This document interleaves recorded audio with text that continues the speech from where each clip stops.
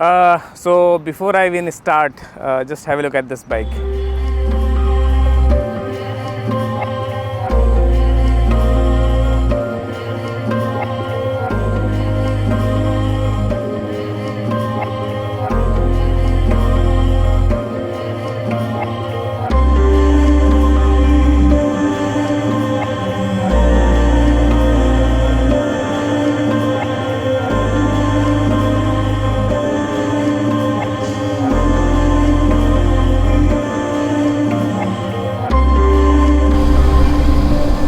Have I made a mistake for buying this bike? आज के इस व्लॉग में मैं इसी के बारे में बात करूँगा. Hi everyone, this is Mang from MSS Diaries and welcome to my YouTube channel. और a lot of people have asked me these questions on my other social media platforms कि ये बाइक लें या फिर वो बाइक लें या फिर कौन सी बाइक लें. तो बेसिकली सबसे इजी पॉइंट जो मेरे को लगता है कि take a test ride and जो आपकी पहली फीलिंग आती है, जो पहली इंस्टिंक्ट आती है, just go with that bike. Because no bike is perfect. हर बाइक का अपना अपना एक पॉजिटिव पॉइंट है और नेगेटिव पॉइंट है. तो you need to ask yourself what is it exactly that you're looking for. तो क्या हो रहा है कि कुछ लोगों ने जो मुझे ऑप्शंस दिए थे तो उसमें बहुत सारा उनको कन्फ्यूजन है कि वो वेदर वो लोग एक ये बाइक लें या फिर KTM 390 एडवेंचर लें या फिर ड्यूक लें या फिर 310 GR लें. तो from my point of view ये बाइक और ड्यूक होगी या फिर even 310 R BMW 310 R, they cater to different segments.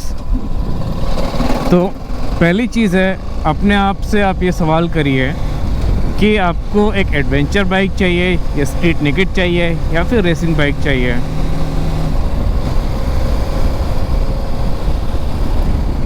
And I think आपको आंसर मिल जाएगा उसका. सो आई होप आपको एक आइडिया लग गया होगा कि what I am trying to say here. जो भी आपका पर्पस हो, जो एंड यूज़ है, बेसिकली उस पर आप जाइए और जो आपकी पहली इंस्टिंक्ट जो आएगी बाइक राइड करके, वो आपको बता देगी कि आपको कौन सी बाइक लेनी है. और not everything is about feature और टॉप स्पीड और एक्सेलरेशन. सब लोगों को, कुछ लोग राइडिंग एक्सपीरियंस चाहिए होता है. जैसे मेरे को राइडिंग एक्सपीरियंस, मेरे को जैसे ये रोड एंजॉय कर रहा हूँ, मेरे को ये सीनिक ब्यूटी है, मेरे को एंजॉय करने का ज़्यादा मज़ा आता है. तो it is all about your personal preference. तो स्पीड मेरे लिए ज़्यादा मायने नहीं रखती है. तो what I wanted to have is a overall package.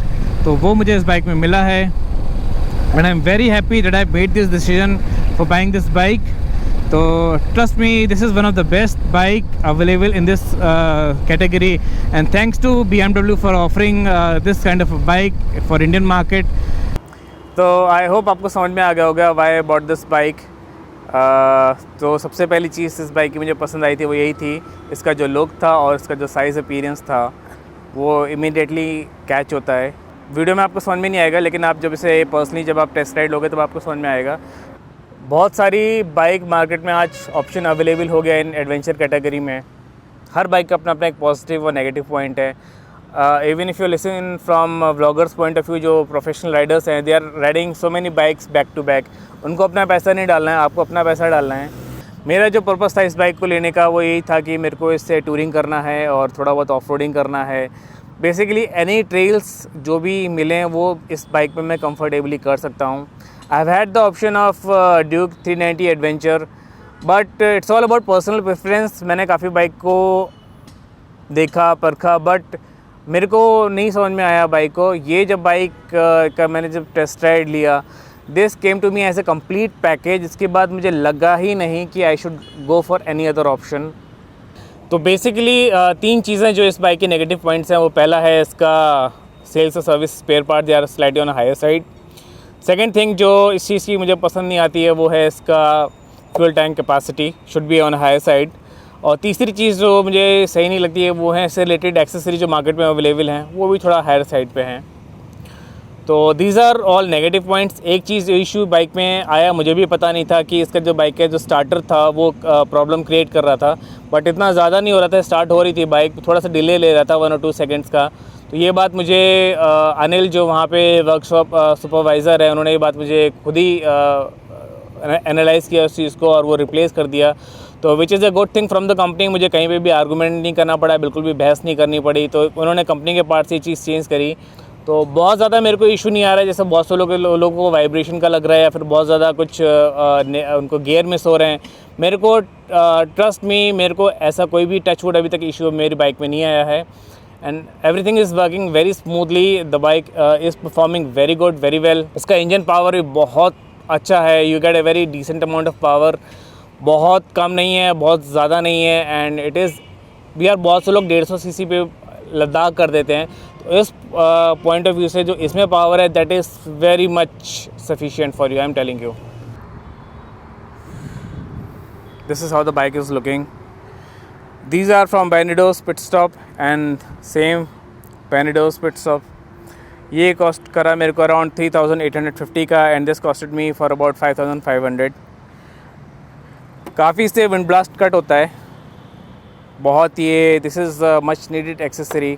I think जितनी भी इसमें एक्सेसरी लगाई है बहुत ज़्यादा मैंने ओवरलोड नहीं किया है। अगर आप छोटा मोटा ऑफ रोड करोगे तो in case if bike takes a fall तो ये बचा लेंगे। A lot of people said कि they are having issues with Zana कि उसमें वाइब्रेशन आ रहे हैं। I think it all depends upon fitment. अगर फिटमेंट अगर सही से नहीं किया होगा तो फिर ऑब्वियसली बात है वाइब्रेशन क्रीपिंग करेंगे ही। तो you have the option for depend करता है, ज़रूरी नहीं कि आप Zana का लो, आप Benidos का भी ले सकते हो, कोई भी जो मार्केट में जो आपके ईजिली आपके पास अवेलेबल है, ताकि इनकेस कोई भी प्रॉब्लम आएगा तो वो आराम से सॉर्ट आउट हो जाएगा। तो मेरे पास क्योंकि दिल्ली में मेरे को ये अवेलेबल था तो इसलिए मैं I went for this Zana। Otherwise मुझे Benidos के भी काफ़ी अच्छे लगते हैं। Again, this is from Zana. This costed me for about 3000 rupees. Saddle stays. थोड़ा वाइडर है बट ठीक है बिकॉज ऑफ साइलेंसर में भी। दिस इज़ बोबो का मोबाइल चार्जर। ये मेरे को 2000 का पड़ा इंक्लूडिंग फिटमेंट। मैंने बैटरी से कनेक्ट नहीं किया हुआ है ताकि अभी बैटरी पे लोड ना आए, कोई इलेक्ट्रॉनिक से मैं छेड़छाड़ नहीं करना चाहता हूँ। बट इसको इसी एंगल में रखें तो ज़्यादा बेटर रखेंगे। अगर इसको ऐसे में लैंडस्केप में रखेंगे तो हो सकता है मोबाइल बाहर निकल जाए। मेरे को टच वुड अभी तक बाइक में कोई भी वाइब्रेशन का इशू नहीं है। आफ्टर हैविंग दिस, जब से bike ride by wire throttle हुई तब से the bike is very smooth. Handle bar में मेरे को बिल्कुल वाइब्रेशन नहीं आता है, हल्का फुल्का बज़ आता है यहाँ पे and that is because this is made up of fibre plastic, उसकी वजह से हो सकता है। अदरवाइज़ मैं इसको हमेशा हग करके नहीं चलता हूँ, कभी भी अपने थाई से इसको हग नहीं करता हूँ। ऑलमोस्ट थोड़ा गैप होता ही तो यहाँ का वाइब्रेशन बिल्कुल मेरे लिए मैटर नहीं करता है। बहुत स्लाइट बज़ आता है एट 100 किलोमीटर पर आवर 100 की स्पीड पे, बहुत स्लाइट अमाउंट ऑफ बज़ होता है बट वो बिल्कुल भी मेरे को सीट पे बॉदर नहीं करता है। I think because this is a single cylinder bike, बहुत हल्का सा क्रीपिंग होता है but that is not a major negative point of this bike. वो भी मैं इसलिए बता रहा हूँ क्योंकि बहुत सारे जो व्लॉगर होते हैं वो लोग वो हर चीज़ को बहुत डिटेल में नोट करते हैं, तो आपके सामने लगता है कि that is a very major issue of the bike, but बिल्कुल ऐसा नहीं है। और बाइक का परफॉर्मेंस इसका जो अगर माइलेज की बात करें तो वो आता है अराउंड 30 का हाईवे पे। अगर आप बहुत सीडेटली बाइक को ड्राइव करेंगे, अगर आप बहुत ज़्यादा एग्रेसिवली बाइक को ड्राइव कर रहे हैं तो ऑब्वियसली बात है थोड़ा डाउन जाएगा। अराउंड सिटी में आता है अराउंड 24-25 के आसपास में आ जाता है। But again it all depends how you ride the bike. Now talking about the suspension setup, this has the best suspension setup in this category. बहुत ज़्यादा सॉफ्ट नहीं है, बहुत ज़्यादा स्टिफ नहीं है, they are slightly on sportier side.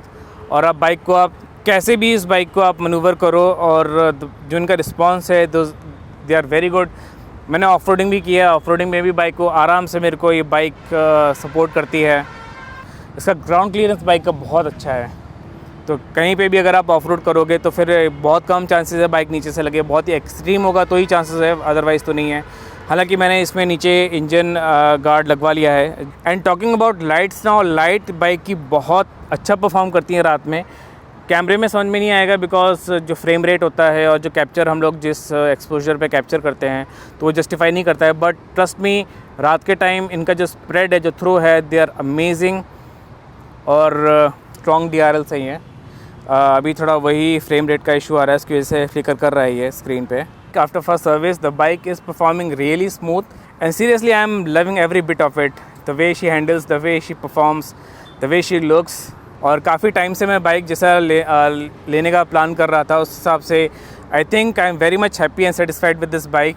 For me it is a complete package of performance, mileage, suspension, comfort, and trust me, इससे मैं I can do wonders with this bike. तो ये है इस बाइक का जो सर्विस मेरे को पड़ा है, जो इसमें सामान यूज़ हुआ है. It had costed me around 2671. और इसमें आप ये देख सकते हो जो जो चीज़ें लगी हैं, एडवांटेक प्रो, इसका जो इंजन ऑयल है, ऑयल फिल्टर है, गैस्केट रिंग है, चेन क्लीनर है, चेन स्प्रे है. तो टोटल जो सामान पाया है दैट इज़ 2671. और जो इसका जो भी सर्विस कॉस्ट जो भी उन्होंने इसमें किया है, वो सबका डिटेल वो ये है. That thing had costed me 3361. ये पहली सर्विस का चार्ज है इनका. BMW running in check, sorry, adjusting chain tension, resetting, learning adaptation values with replacement component. I don't know what this is. Cleaning motorcycle 380 rupees. So in total I have paid 6,000 around something. So that's it for today's video. I hope आपको अच्छा लगा होगा, कुछ मदद मिले होगी. तो in case if you have liked this then please like करें, नहीं पसंद आया तो dislike करें, and subscribe to my channel ताकि मुझे थोड़ा motivation मिले to keep carry on making such more videos. So this is Mank from MWS Diaries signing off. See you in my next video. तब तक के लिए ride safe and always wear a helmet. Peace out.